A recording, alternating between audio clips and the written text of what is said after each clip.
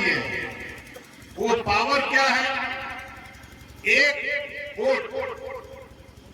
हमको आपको पढ़ा दिया गया शिक्षा के अभाव में। को हो नृप हमी का हानि, चेरी छोड़ न होवे रानी। दूसरा ये बता दिया गया वोट देहले खाए की मिली। हम लोग इस वोट की कीमत को नहीं समझ पाए। धन्य है मान्यवर कांसीराम जी। कांसीराम जी आए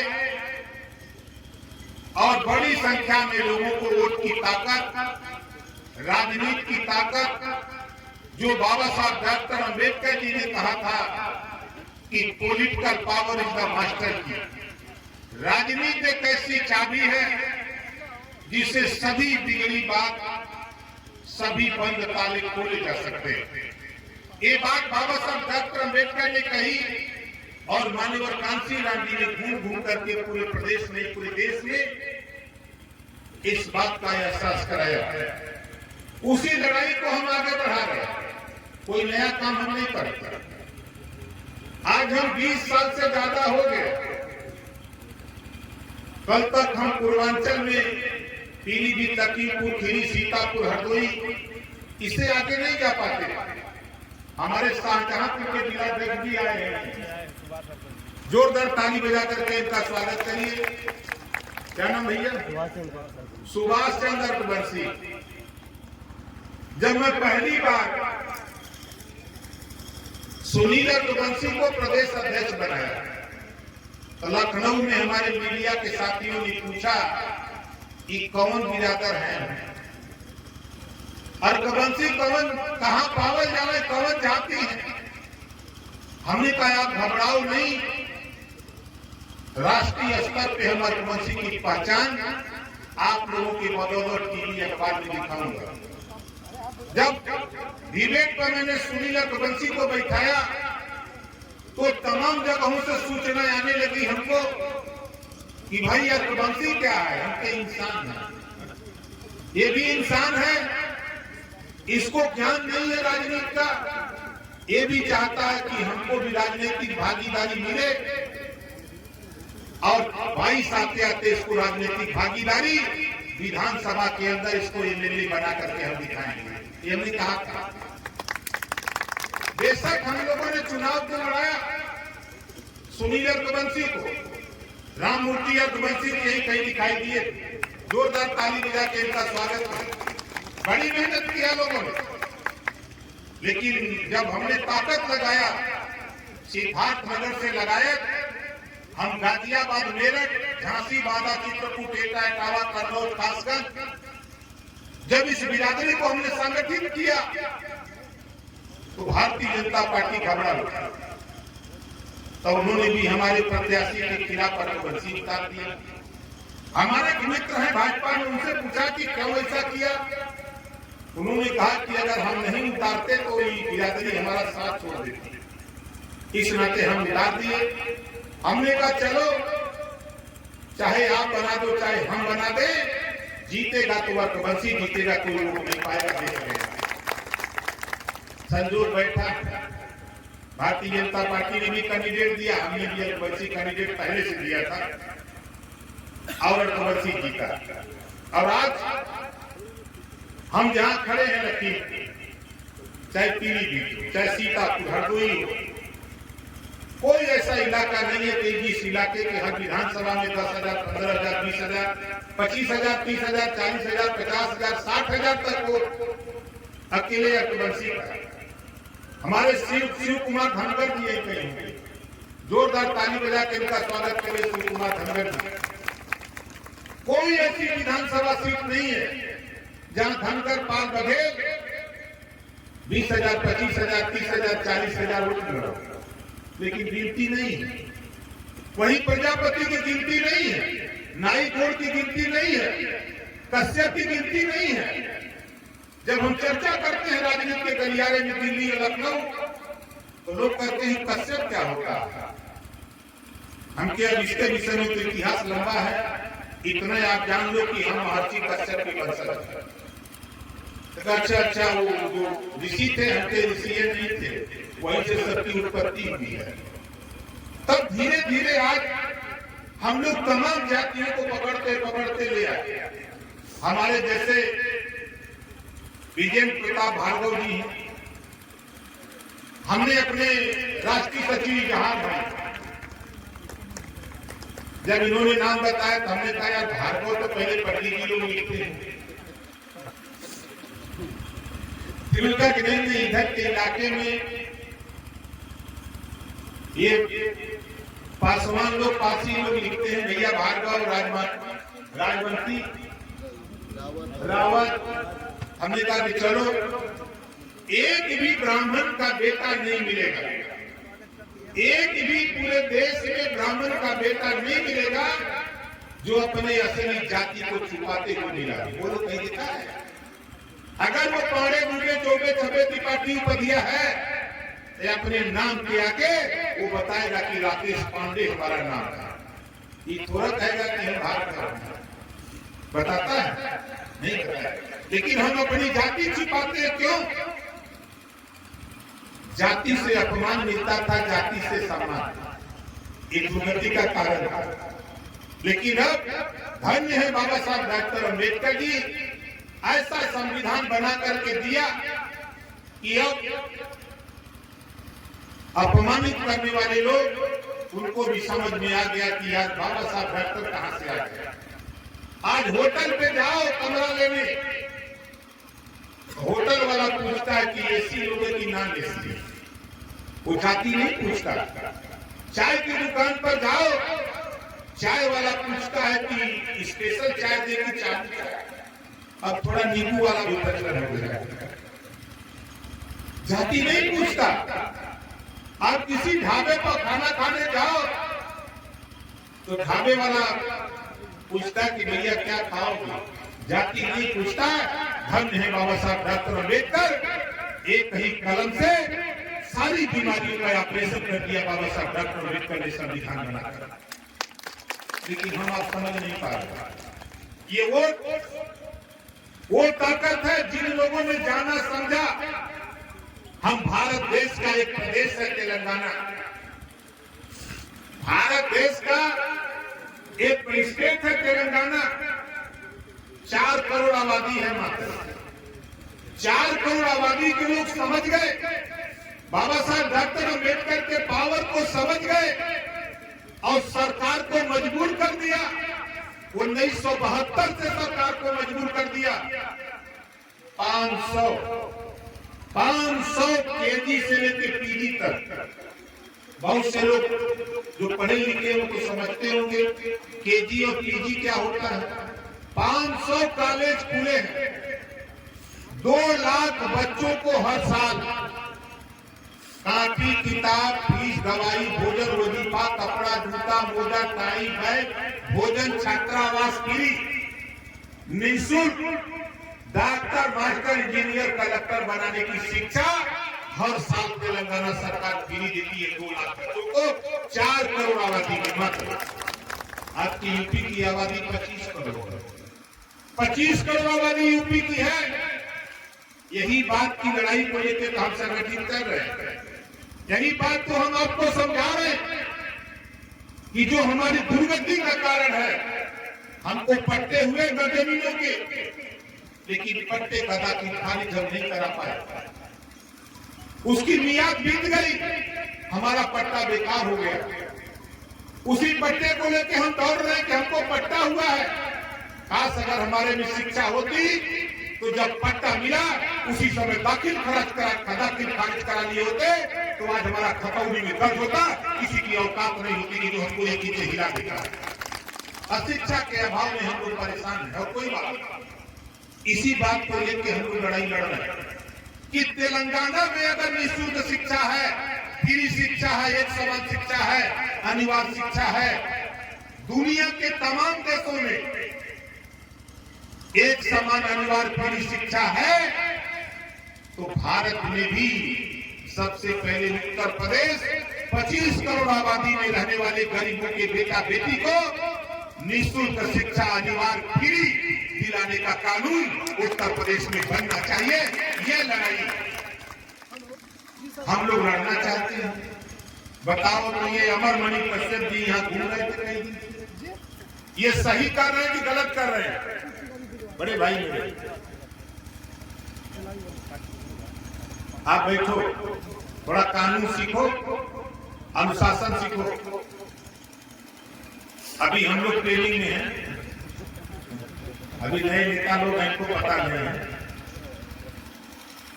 हम यहाँ खड़े हैं, आईबी से लेके जितनी भी समाचार एजेंसियां हैं, सबको खबर है कि विकास राजभर श्रीनगर लखीमपुर गया हुआ है। आपसे जो बतिया रहा है, आपसे ज्यादा उसको चिंता है कि ओम प्रकाश राजभर को सकुशल श्रीनगर से लखनऊ पहुंचा दे। देश और प्रदेश की सरकार की जिम्मेदारी, आपकी जिम्मेदारी नहीं।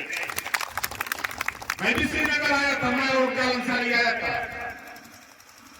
आज के 4 साल पहले आया था। याद होगा शायद किसी को, 4 साल नहीं बल्कि हम लोग 2012 के चुनाव में हम लोग जब इधर से लौटे तो तब आए। 2 नेता थे, एक भी पुलिस नहीं थी, एक भी पुलिस मेरे सुरक्षा में नहीं थी। लेकिन आज क्या कारण है? देश का कोई नेता नहीं चाहता गरीबों कि तुझे शिक्षा एक समान कर दिया जाए। जिस दिन तुम शिक्षित हो जाओगे, उस दिन अपने अधिकार के लिए निकल पड़ोगे, तब वोट नहीं दे मानेगा कोई तेरे बीच में। इसी नाते सारे नेता, सारी पार्टियों के नेता परेशान। यानी नेता तो लोगों को जगा रहा है, ये सोए हुए लोगों को जगा रहा है। आप बताओ, एक समान फ्री शिक्षा हो जाए तो बोलो सही रहेगा कि नहीं सही रहेगा?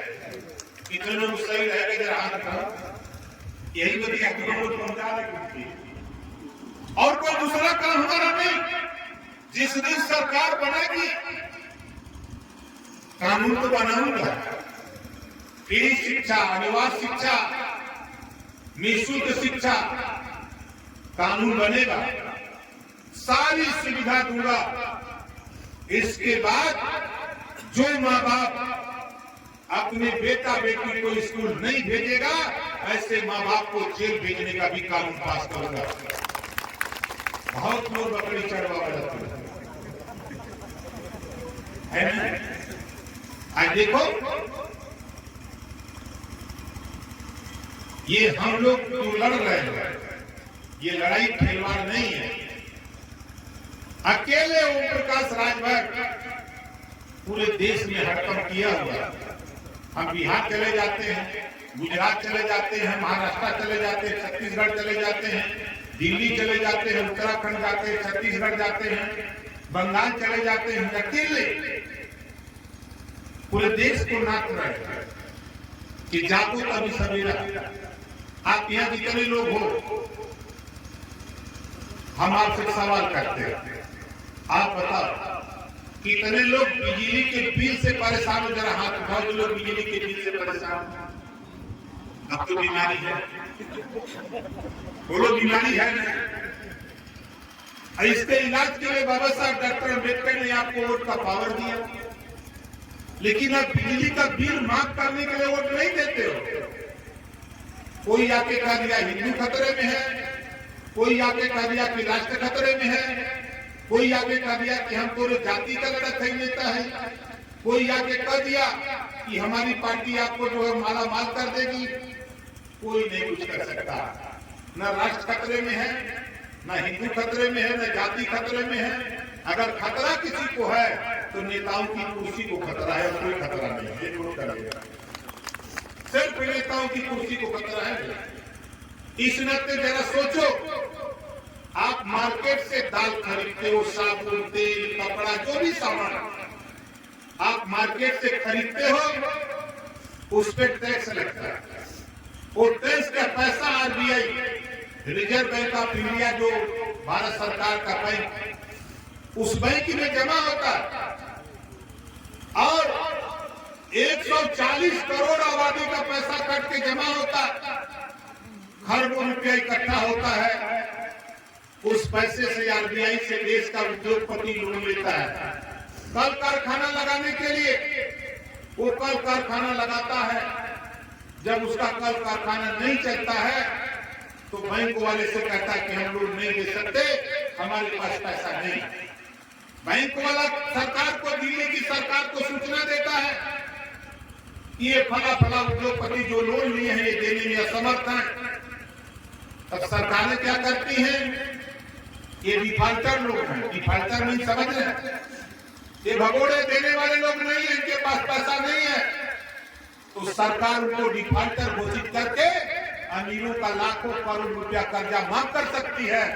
तो ओम प्रकाश राजभर तो यही बात समझा रहे हैं कि जो देश का किसान खाद बीज कीटनाशक दवा कल्टीवेटर के लिए बैंक से लोन लिया अगर नहीं दे पाता है, जो गरीब कमजोर घरेलू बिजली का बिल नहीं दे पाता है, इन दोनों को डिफाल्टर घोषित करके इनका भी कर्जा माफ करने की व्यवस्था बनाई जानी चाहिए। नहीं करती है सरकारें। आने वाले दिनों में हम लोग तैयारी कर रहे हैं। खुदा उसी की मदद करता है जो खुद अपनी मदद के लिए तैयार होता है। आप चाहते हो कि हमारा घरेलू बिजली का बिल माफ हो। अमीर का बेटा अगर कैसे कंप्यूटर पढ़ता है तो गरीब के बेटा को भी कैसे कंप्यूटर की शिक्षा लागू कराना चाहते हो तो संगठित होकर के आपको लड़ना पड़ेगा, तब ये हमको हिस्सा मिलेगा। इस बात हम तो विधायक है गाजीपुर जहुरा, दूसरी बार जीते।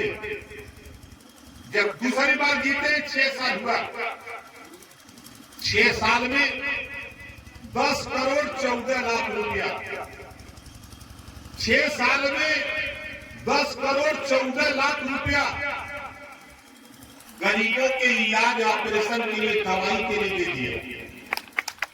10 करोड़ 14 लाख रुपया। ये हम नहीं कह रहे हैं, सूबे के मुख्यमंत्री योगी आदित्यनाथ जी को सदन में कहना पड़ा कि 403 विधायकों में एक लौता विधायक ओम प्रकाश राजभर है जिन्होंने गरीबों के प्रति वफादारी ईमानदारी से मेहनत काम करके इन्होंने सबसे ज्यादा रुपया अगर गरीबों के ऑपरेशन के लिए दिया, इलाज के लिए, ओम प्रकाश राजभर 1 नंबर का आदमी रुपया दिया। योगी जी को सदन में कहना पड़ रहा है, काम किए तब में कहना पड़ रहा है। हमको 10 करोड़ 14 लाख दे दिए, आप भी वोट दिए हो, आप लोग भी एमएलए एमपी बनाते हो। आप बताओ किसी को 10,000 रुपया मिला दवाई के लिए? बोलो किसी को मिला? नहीं मिला। हम इसी नाते आए, हम इसी नाते आपको समझा रहे कि देखो रुपए की कमी प्रदेश और देश में नहीं है। एक कानून प्रदेश में देश में बनना चाहिए जो दुनिया के कई देशों में बना हुआ है। कोई भी गरीब किसी जाति धर्म का हो, बीमार हो, ऑपरेशन कराना हो, इलाज कराना हो, जितना रुपया लगे उतना रुपया सरकार दे, गरीब का इलाज फ्री होना चाहिए। ये कानून प्रदेश और देश में बनना चाहिए। बोलो बनना चाहिए कि नहीं बनना चाहिए? बनना चाहिए। इसी बात की लड़ाई को लेकर हम लोग घूम रहे हैं। जब हम घूमते हैं प्रदेश में, जातियों के विषय में जब आकलन करते हैं तो जातियों की गिनती नहीं। धन्य है बाबा साहब डॉक्टर अम्बेडकर जी, आजादी के पहले 1931 में जातिवाद जनगणना कराई। जातियों की गिनती हुई जब बाबा साहब डॉक्टर अम्बेडकर जी ने संविधान लिखा तो संविधान में व्यवस्था दिया हर 10 साल के जातिवाद जनगणना होनी चाहिए। कुत्ते की गिनती हो रही है, बिल्ली की हो रही है, शेर की हो रही है, जानवर की गिनती अगर हो सकती है तो बोलो इंसान की गिनती होनी चाहिए कि नहीं होनी चाहिए? जब तक जातियों की गिनती नहीं होगी तब तक जातियों को शिक्षा के लिए बजट, स्वास्थ्य के लिए बजट, रोजगार के लिए बजट, नौकरियों में भागीदारी, राजनीतिक भागीदारी नहीं मिल सकती है। इस नाते भारतीय समाज पार्टी 20 साल से ज्यादा हो गया साथियों जातिवाद जनगणना को लेकर बाबा साहब डॉक्टर अम्बेडकर के विचार को आगे बढ़ाने का काम भारतीय समाज पार्टी के नेता लोग कर रहे हैं। इसी बात को तो हम लोग कर रहे हैं और कोई चीज हम लोग थोड़ा कर रहे हैं। अभी हमारे तमाम नौजवान मोटरसाइकिल से जुलूस लेके आ रहे हैं। जोरदार ताली बजा के साथियों का स्वागत करिए जो मोटरसाइकिल के जुलूस में आ रहे हैं। हम लोग भी आ रहे थे, धीरे धीरे गाड़ी आ रही थी, एक दुकान पे 5-6 लोग बैठे थे। वो लोग कह रहे हैं कि देखो असली नेता ये जा रहा है। तो हमने शीशा डाउन किया, हमने कहा कि भाई असली नेता, तब तक वो सब खड़े हो गए और हाथ दिए कि साहब रुकिए। हमने इशारा किया कि नहीं, दूसरी जगह जा रहे हैं। तेरा संदेश, तेरी लड़ाई पूरे प्रदेश में, पूरे देश में गूंज रही है। जब तक जातिवाद जनगणना नहीं होगी तब तक तुझे हिस्सेदारी नहीं मिलेगी। इस बात को लेकर के हम लोग घूम रहे। आज उठा के देखो, किसी की भी सरकार हो, चाहे भाजपा हो, सपा हो, बसपा हो, कांग्रेस, किसी की सरकार हो, जातिवाद जनगणना से जब सरकार बन जाती तो भागते क्यों? बजट देना पड़ेगा। आज गन्ना किसानों के सवाल को उठा के देखो, जब सत्ता से बाहर आते हैं तो किसानों से कहते हैं, हाय प्रदेश के किसानों, हमको वोट दे दो, हम तेरा गन्ना का भुगतान कर देंगे। जब सरकार बन जाती है तब नेता लोग पढ़ाते हैं पाठ, सोरा दुनिया। बोलो सही कह रहा हूं, गलत कह रहा है? नेता लोग वादा करेंगे कि 14 दिन में भुगतान होगा, अइया 14 महीने में भी भुगतान नहीं हो पाया। क्या लड़ाई लड़ते हो? पैसा कहां खर्च करते हो? ये किसान धरती पर पैदा, सबका पेट भरता है। किसानों के साथ अन्याय मत करो। अगर ये मेहनत से गन्ना पैदा करके अगर तुझे दिया है मिल मालिकों के तेरे, तो मिल मालिकों से कहो इनका भुगतान समय से कर दे, वरना ये सोच लो। गोविंद वल्लभ पंत जी ने कहा है कि जिस दिन ये गरीब किसान जगेगा, उस दिन गोविंद वल्लभ पंत जी ने कहा है, जिस दिन ये जगेगा उस दिन गरीब के जूते का फीता खोलने में गोविंद वल्लभ पंत जैसे लोग अपने को गर्व समझेंगे। ये गोविंद वल्लभ पंत ने कहा। लेकिन हम दुर्भाग्य है कि हम जब बलिया खड़े होते हैं तो पीलीभीत दूर दिखता है। हम लखनऊ खड़े होते हैं तो झांसी, बांदा, चित्रकूट, हमीरपुर, जालौन, मुरई दूर दिखता है। लेकिन जब हम चलते हैं तो नजदीक हो जाता है। आप बताओ, ये लड़ाई सही है कि गलत है? कितने लोग तो सही है, ये सही है। हमको आपको हमारे यहाँ भाई एक दिन मिले हमसे पहली बार, इन्होंने कहा कि मुसलमानों का साथ खूब विकास हो रहा है। हम कहते बहुत तगड़ा हो रहा है। इतना तगड़ा विकास हो रहा है कि आजादी के बाद ये नौकरियों में 38% थे। कांग्रेस ने इतना विकास किया, बहुजन समाज पार्टी ने इतना विकास किया, और समाजवादी पार्टी को इतना विकास कर दिया, इन नौकरियों में 1% भी नहीं बचा है। इतना विकास कर दिया। तो यहाँ भाई कहे कि शादी की बात को कहाँ पता है?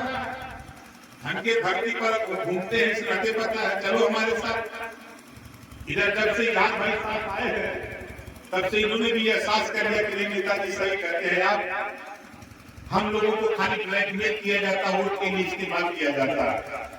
एक दिन मजाक में हमारे गांव के एक वकील मियां हैं, बैठ पार्टी वाले हैं, अच्छी आबादी है हमारे बगल के गांव में, हमारा उनका संबंध है, बैठ पार्टी है। तो हमने पूछा कि भाई बाजा क्या बजाते हो दुआ पूजा के समय? तो कहते हैं कि सबसे सुपर हिट गाना बजता है, बहारों फूल बरसाओ तेरा महबूब आया, बजाते हैं। तो हम उनसे पूछ रहे कि वकील भाई बड़े तोरे गांव में 2000 तोहार बिरादर हम, ये बतावा तोहार महबूब कहिया गए? तो मतलब साहब हमके 2000 तोहार वोट हो गई, प्रधान नहीं बनला, महबूब बनाओ दुआ अखिलेश जी के, महबूब बनेगा मायावती के, महबूब बनेगा मुलायम के, महबूब बनेगा कांग्रेस पार्टी के लेकर के। जिसको बनाते हो उससे कहो कि एक बार हमारी भी कौम को उत्तर प्रदेश का महबूब बना दे, तो मैं मानूंगा कि तुम आप बाजा बजाते हो बढ़िया से लोगों का। कैसा भी करना करिए, उनके तक काटा जाता है। उसी दिन से बड़े नेता थे समाजवादी पार्टी के, जब नेताओं की गाड़ी पहुंची तो उन्होंने कहा भैया पानी पी लो, चाय पी लो, यहां से चले जाओ। कहा क्यों? क्या हमारे सवाल का जवाब दे दो। जब उन्होंने एक सवाल किया तो नेताओं ने कहा कि ओम प्रकाश से भेंट हो गई तो क्या हुआ? तो कहा हाँ भेंट हो गई। तब तुम बोलो। तो साथी मकसद देखिए लड़ाई, हमको आपको गुमराह क्या किया जाता है? इस देश में जाति व्यवस्था हम तो चैलेंज देते हैं। हमारी दो शर्तें हैं, 50 लाख रुपया हम इनाम देंगे 2000 वाली लड़की को, ये इंसान में जाति साबित कर देगा। हमारी शर्त, जो इंसान में अहिल गलेरी कुंडी कोई भार जमार मुसर धोबी कबी काशी केवट दिन बड़ा दुल्हा दुनिया सालिक से सैयद पठान चौहान ठाकुर ब्राह्मण बनिया लाला को परवार बनिया दिया आरा का गुरजी बचारा बहलिया साहू तेली रखा, इतना जितना जाति हमें जानकारी में बात है। कौनो खेत बिकवा है, पाटा चला अब वही में सबके हिला है। जे जाति को बहुत बड़ा ज्ञाता हो उसे कहते कि बताओ भैया पंडित जी वाला गोड़ कौन हो, यादव जी वाला कौन हो, पटेल जी वाला कौन हो, कश्यप वाला कौन हो, मुसलमान भाई वाला कौन हो, राजभर वाला कौन हो? बोला कोई बता पाई का? बोला कोई बता पाई ना, बता पाई। अब चला दूसरा हमारा शर्त हो, पंडित जी का खून उज्जर हो। बोला कोई पंडित जी का खून उज्जर निकले हुआ कोई नहीं है, यादव जी का हरियर निकले है, बाबू साहब करिया है, सबका खून का है लाल। ग्रुप अलग अलग हो सका लेकिन खून सबका लाल। जाति जानवर में हो सकती है, जाति जानवर में होती है। हाथी अलग देख के बता देगा हाथी, आप भैंस देख के बता देगा, गाय देख के बता देगा, मुर्गी देख के बता देगा, बकरी देख के बता देगा। जाति वृक्षों में बता देंगे, जामुन का पेड़, आम का पेड़, गुलर का पेड़, बबू का पेड़, आप देख के बता देंगे। लेकिन हम चुनौती देते हैं, अभी कुर्ता पैजामा पहना के बीच नेता खड़ा करा दे, किसी की औकात नहीं है कि कोई अपरिचित आदमी बहुत विद्वान हो उसको दिखा दे कि बता दो किस जाति का है, नहीं बता सकता है। क्योंकि हम जाति के शिकार, पहले जाति के शिकार होने के नाते हम गरीबी किससे शिकार। हमारे पास ना अच्छा भोजन है, ना अच्छा कपड़ा है, ना अच्छा मकान है, ना अच्छी व्यवस्था हमारे पास है, इसी नाते हम गरीब। गरीबी का मजाक उड़ा करके हमको ऐसे ऐसे कर दिया गया, खंड खंड बांट दिया गया। लेकिन ओम प्रकाश राजभर कहता है पहले हम इंसान हैं, उसके बाद तब हिंदू मुसलमान। पहले हम इंसान हैं, उसके बाद तब हिंदू मुसलमान सिख ईसाई जैन पारसी हम हैं। लेकिन ये जातियों में बांटने वाले लोग क्या चाहते हो भाई? इसको बंद करो, इस ड्रामे को बंद करो, नहीं तो देखो भाई हम तो घूम रहे। आप बताओ हम सही बात कर रहे हैं कि गलत कर रहे हैं? हमारी बात कितने लोगों को सही लग रही? सही लग रही? देखो हमारे अमर मणि कश्यप जी इधर घूमे हैं, हमारे घर में ओम प्रकाश राजभर की विचारधारा पहुंच गई है। मोबाइल कहां में हो गए, हर घरे मोबाइल, खाली मोबाइल पर गूगल बाबा से पूछला पूरा बता दे। अगर हमारा नाम नहीं आवे तो खाली राजभर जी पूछला तो गूगल बाबा 1000 वीडियो देंगे। गूगल बाबा से पूछा कि राजभर का राजगद्दी प्लान, गूगल बाबा से पूछिए खाली कि राजभर का राजगद्दी प्लान, आपको बता देंगे। जब सुन लेंगे तो उसी दिन आप खड़ा हो जाएंगे। हम महाराजा सुहेलदेव जी के वंशज हैं, हमारे गब्बर जी आए हुए हैं बहराइच से, 40 किलो की तलवार चलाते हैं।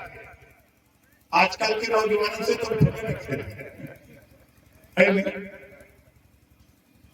आज भी मैदान नानपाड़ा मैदान चितौड़ा झील, हम तो भाई राजभर भाइयों को बधाई देता हूं कि थोड़ी सी ताकत दिया और देश के प्रधानमंत्री को मजबूर कर दिया महाराजा सुहेलदेव के इतिहास को उजागर करने के लिए। खोली नेता कर दिया, गृह मंत्री, मुख्यमंत्री, रक्षा मंत्री और तो और अभी 26 जनवरी बसंत पंचमी थी। देश की सर्वोच्च कुर्सी पर बैठी महामहिम राष्ट्रपति महोदया द्रौपदी मुर्मू जी ने ट्वीट किया था अपनी आईडी से कि महाराजा सुहेलदेव राजभर की जयंती के अवसर पर देशवासियों को उन्होंने संदेश दिया था कि जनवरी के महीने में 26 जनवरी ये आपके संघर्षों की देन है। आप ये मत सोचो, हमारे विजेंद्र प्रताप भार्गव जी जिलाध्यक्ष हैं, आप इनको अपने गांव में बुलाओ, इनकी बैठक कराओ, संगठन बनवाओ, इनको ताकत दो, इजहार भाई को बुलाओ, साली यादव को बुलाओ, शक्ति सिंह को बुलाओ, संतोष पांडे को बुलाओ, आप राजेश पटेल को बुलाओ, राकेश भैया को बुलाओ, जो भी पार्टी के बड़े नेता बनाए गए हैं, चाहे हमारे अमनमणि कश्यप जी हों, चाहे योगेंद्र अर्कवंशी जी हों, चाहे राममूर्ति अर्कवंशी जी हों, कोई भी हमारा नेता है, ऐसे नेताओं का आप बुला करके अपने अपने इलाके में संगठन को काम करो। मैं दावे के साथ कहता हूँ साथियों, ये गुट कर लेना। 20 साल के संघर्ष में बहुजन समाज पार्टी 4 बार सत्ता में थी, 4 बार की सत्ता में रहने के बाद आज एक एमएलए उसका बचा, 403 एमएलए यूपी में, एक एमएलए बचा। 40 साल शासन करने वाली कांग्रेस पार्टी आज उसके 2 एमएलए बचे हैं और तेरी पार्टी भारतीय समाज पार्टी के 6 एमएलए विधानसभा के अंदर आज के तारीख में है। ये उपलब्धि है। हम प्रयास हमारा है, हमारी लड़ाई सत्ता के लिए शुरू है। 24 में हमारी कोशिश है कि 24 में दिल्ली की पार्लियामेंट में महाराजा सुहेलदेव जी का साफा और झंडा दिल्ली की पंचायत में पहुंचाना चाहिए। इसमें आपका सहयोग है, आपके सहयोग की जरूरत है। हमारी माताएं बहनें हैं, 75 साल की आजादी में 70 साल से ये कहा जा रहा है कि महिलाओं के ऊपर जनजातीय अत्याचार हो रहा है। आप इनका अधिकार लूट रहे हो। आधी आबादी अगर महिलाओं की है, नेता बोलते हैं कि आधी आबादी, आधी आबादी है तो लोकसभा विधानसभा की आधी सीटें आरक्षित कर दो। ये हमारी माताएं बहनें जब एमएलए और एमपी बन करके आएंगी तो जनजातीय अत्याचार रोकने का कानून खुद बना लेगी, किसी के भरोसे नहीं रहेगी। आज 50% आरक्षण नौकरियों में इनको दे दो, चाहे प्राइवेट हो चाहे सरकारी, 50% सीटें आरक्षित कर दो। जिले पे एसपी बेटी बन के आएगी, एसपी आने बन के बेटी आएगी, बेटी बन के सीओ आएगी, बेटी बन के इंस्पेक्टर थाने पर आएगी। जब ये वर्दी पहन करके रिवॉल्वर लेकर के और टोपी लगा करके गाड़ी में बैठ के निकलेगी तो अपराध करने वाली महिलाओं के ऊपर भागते हुए प्रदेश छोड़ करके भागेंगे। ये काम शुरू करने वाला है ऊपरी सरकार पर। इस नाते हमारी कोशिश हो रही है शिक्षण संस्थाओं में, चाहे वो प्राइवेट हो चाहे सरकारी, 50% सीटें इनकी आरक्षित करो सभी क्षेत्रों में और निःशुल्क अनिवार्य शिक्षा इनके लिए कानून बनाओ। नहीं बनाओगे, जिस दिन सरकार बनी उस दिन कानून बना करके मानेगा। चलने दो दिल्ली, अभी तो हम उपस्थिति दर्ज करा रहे हैं। आप बताओ, हमारे पास 6 एमएलए हैं, पिछली बार 4 एमएलए, इस बार 6 एमएलए। बताओ विधानसभा में तेरी लड़ाई मजबूती से ओम प्रकाश राजभर लड़ रहा है कि नहीं लड़ रहा है? बोलो कितने लोग जरा हाथ उठाओ जिसको समझ। अभी सदन चला 3 मार्च को खत्म होगा। जो बात यहाँ बोल रहा हूँ वही बात विधानसभा में बोल रहा हूँ।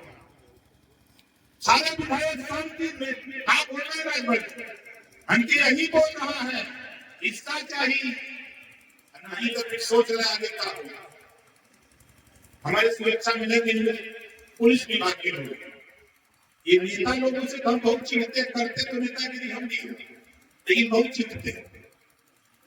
अभी आपने देखा कोरोना जैसी महामारी में एक पुलिस विभाग के लोग सड़क पर अपने परिवार को छोड़ करके हमारी आपके नेताओं की सुरक्षा में लगे। और ये नेता, जब नेताओं की तनख्वाह बढ़ानी होती है, पेंशन बढ़ाना होता है, तो नेताओं के हाथ में लकवा नहीं मारता है, तब इनके हाथ पर से खड़े हो जाते हैं।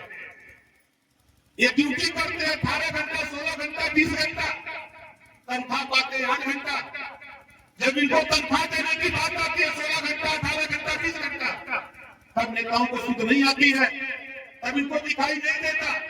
जब इनके वर्दी भत्ता बढ़ाने की बात, भोजन भत्ता बढ़ाने की बात आती है, जब ओम प्रकाश राजभर सदन में इस बात को ललकारता है, तो वही नेता लोग, विधायक लोग ओम प्रकाश राजभर का विरोध करते हैं। मैंने कहा हूं, घबराओ नहीं, तुम विरोध जितना करोगे उतनी ताकत के साथ ओम प्रकाश राजभर पूरे प्रदेश में भरेगा।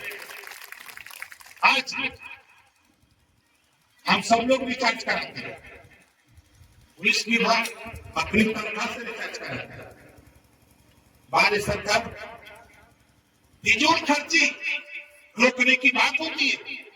आपकी समस्या आप फोन करते हो थाने पर, आप अपने एसएचओ को फोन करते हो, सीओ को, इंस्पेक्टर को, सिपाही जो हल्के का गश्त में आता है उसको फोन करते हो। अगर वो फोन करता है तो उसको पैसा देना पड़ता है। एक बार मैंने मुख्यमंत्री से कहा सदन में कि कम से कम एक बार रिचार्ज का पैसा तो कर दो, नहीं सुना।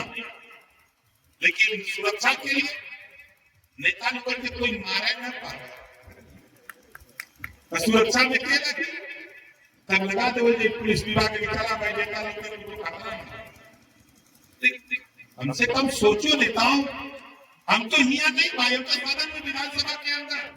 यही बात आप देख लेना 2024 के चुनाव के बाद दिल्ली की पंचायत में ओम प्रकाश राजभर का सिपाही दिल्ली की पंचायत में होते हुए नजर आएगा। हम तो इसे घूमते रहते हैं। तो आपसे कहूंगा साथी कि आप लोग हमारे जो पीलीभीत के साथी आ गए हैं, इधर बहराइच के हमारे कुछ नेता लोग आ गए हैं, सीतापुर के नेता लोग आ गए हैं, आप सभी का स्वागत है। लखीमपुर नेताओं के साथ साथ सभी लोगों का स्वागत है। और सुरक्षा में लगे सुरक्षा सभी कर्मचारी अधिकारियों का स्वागत है। और मैं साथ ही आप लोगों से सिर्फ इतना कहूंगा कि देखो, आप लोग अपने पैसे से आए हो कि हम लोग पैसा दिए? कितने लोग अपने पैसा लगा के आए हो? पैसा लगा के लोग दिए भी नहीं है। मेरे पत्रकार भाई लोग सोचते हैं कहीं तो रुपया तो नहीं दिया होगा। हम रुपया लेते हैं, हम रुपया लेते ऐसा नहीं है। आप बताओ, हमारा नेता आपके गांव जाएगा तो आप रोटी सब्जी खिला सकते हो कि नहीं खिला सकते? कितने लोग खिला दोगे? हाथ उठाओ। और सुबह जब हमारा नेता आपके गांव से निकले तो दूसरे गांव जाने के लिए उसकी गाड़ी की भी खुराक चाहिए। बोलो चाहिए कि नहीं चाहिए? बहुत रुपया नहीं लगता है। हम अपने लिए नहीं, देखो हम माननीय कांशीराम जी के चेला है। 1 रुपया 1 किलो गेहूं मांग करके 15 दिन लगातार आंदोलन चला करके मंडल कमीशन लागू कराने का काम किया। तो माननीय कांशीराम जी ने मजबूर कर दिया देवीलाल और बीपीसी को की मंडल कमीशन लागू करो। 15 दिन आंदोलन चला, हम उन्हीं के चेला है। इस नाते आप लोगों से कहूंगा कि जरूरत पड़े हमारा नेता अगर आपके गांव जाएगा तब पूरे गांव के लोग मिल करके बताओ, उस नेता को 100 रुपया दे सकते हो नहीं दे सकते? दे सकते हो। लेकिन आप कहते हो पैसा नहीं है, जोरदार ताली बजा के स्वागत करें। एक कहते पैसा नहीं है, हम कहते पैसा मत मांगो, रुपया मांगो। पैसा क्यों मांगते हो? ये लड़ाई खाली अकेले इतिहास भाई ओम प्रकाश की है कि सबकी लड़ाई? हम सबकी लड़ाई है। इस लड़ाई को साथी हम सबको मिल के लड़ना है। और मैं 18 महीने लगातार मिनिस्टर था और 20 साल से आंदोलन चला रहा हूं। हजारों सिपाहियों को थाने जहां कहा वहां भिजवा दिया, आईएएस को भिजवा दिया, आईपीएस को भिजवा दिया, थाने पे चार्ज दिलवा दिया। लेकिन कोई माइक ये नहीं कह सकता कि ओम प्रकाश राजभर को हमने 500 रुपया दिया। हमने किसी से आज तक हम तो 2 लाइन का दोहा बनाए, मांगो उसी से जो दे दे खुशी से और कहे ना किसी से। अभी चलते तेल तो लगभग करता है यार, भाई मजबूत आदमी है, घटता नहीं, अब इतना थोड़ा कि तेल नहीं भरा देते। तो हमको पैसा नहीं चाहिए, हम साथी जो विचार है उस विचार को आगे बढ़ाने के लिए हमको आपको मिल करके लड़ाई को लड़ना है। चाहे वो किसान का मामला हो, चाहे नौजवान का मामला हो, चाहे बेरोजगारी का मामला हो, चाहे जो हमारे साथी इस इलाके में बीमारी है कि पट्टे हुए जमीन के काबिज नहीं है, दिक्कत तो है। मैं एक बार आया था, पलिया मीटिंग किया था, मैं गया था तो मुख्यमंत्री से चर्चा हुई, उसके बाद झगड़ा हो गया मुख्यमंत्री और छोड़ दिया।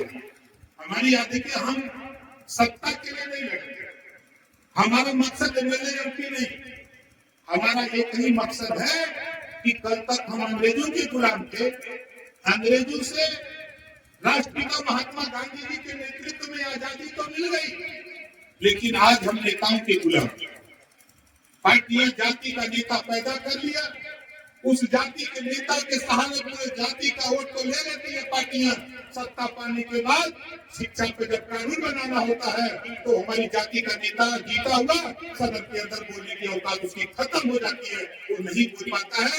इसी नाते ओम प्रकाश राजभर से बात कहता हूँ कि जिस दिन गुलामों को गुलामी का एहसास करा दिया, ये गुलाम अपनी बेटी की जंजीर तोड़ने के लिए छटपटा उठेगा। उसी दिन तेरी सत्ता होगी और तेरा अधिकार सदन के अंदर। ओम प्रकाश राजभर, हम जानते हैं जो बीमारी है, बहुत गांव में घूमते, हम बहुत गरीब परिवार में पैदा, हम भले आज ये चल रहे, लेकिन मेरी कहानी आप गूगल बाबा से पूछ के पढ़ो। जब मेरा इतिहास पढ़ लोगे, मेरे घर परिवार में राजनीति करने वाला कोई व्यक्ति नहीं, धरातल तैयार करके आपको तैयार करके कब देश की राजनीति में प्रकाश राजभर खड़ा हुआ है।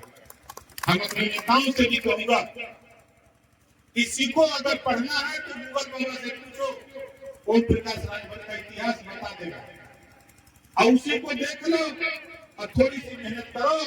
मैं दावे के साथ कहता हूं कि तेरे बीच से ग्राम प्रधान से पंचायत प्रमुख, जिला पंचायत सदस्य, एमएलए, एमपी तेरे बीच से बनकर के आते ही निकल करके जाने लगोगे, कोई रोक नहीं सकता। जब मैं निकला तो लोगों ने कहा कि प्रधान नहीं जीत सकता, पहले प्रधान में लड़ गए, चाचा को लड़ाई जीते, पत्नी को जिला पंचायत लड़ा दिए जीते, एमएलए का चुनाव लड़े हार, लोगों ने कहा कि जीती नहीं।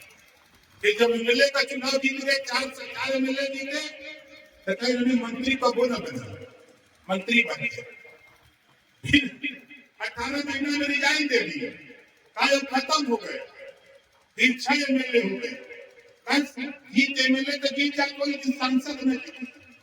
अब 24 में सांसद पहुंचा दूंगा, तब कहीं दिल्ली में मंत्री न बने, विरोधी विरोधी के चक्कर में मत रहे। वो तो शुरू करिए कि यूपी में सरकार नहीं बने, आप घबराओ नहीं। छत्तीसगढ़ एक एमएलए मुख्यमंत्री बना, दिल्ली में लंबे समय तक कम वोटों वाले लोग प्रधानमंत्री बने। यूपी में ही देख लो, सबसे कम वोट मायावती जी का था, और मुख्यमंत्री पहली बार बनी थी तो कम वोटों वाली सरकार बनी थी, मायावती जी मुख्यमंत्री बनी। इतिहास है, आप घबराओ नहीं। पूर्वांचल जिस दिन मैं धर्माता हूँ, आजमगढ़, मऊ, बलिया, गोरखपुर, देवरिया, श्रावस्ती, बलरामपुर, गोंडा, फैजाबाद, सुल्तानपुर, अम्बेडकर, जौनपुर, मिर्जापुर, सोनभद्र, चंदौली, गाजीपुर, बनारस, बस्ती, संतकबीर नगर, सिद्धार्थनगर, प्रतापगढ़, इलाहाबाद, पीलीभीत, लखीमपुर खीरी, सीतापुर, हरदोई, एटा, इटावा, कन्नौज, कासगंज, झांसी, बांदा, चित्रकूट, हमीरपुर, जब उधर गरम किए हैं तो सब गरम हो गया है। अब देखो बिहार गरम करना है, फिर 2 तारीख को जाऊंगा बिहार। 38 जिला है, 40 लोकसभा सीटें हैं, 243 विधानसभा सीटें।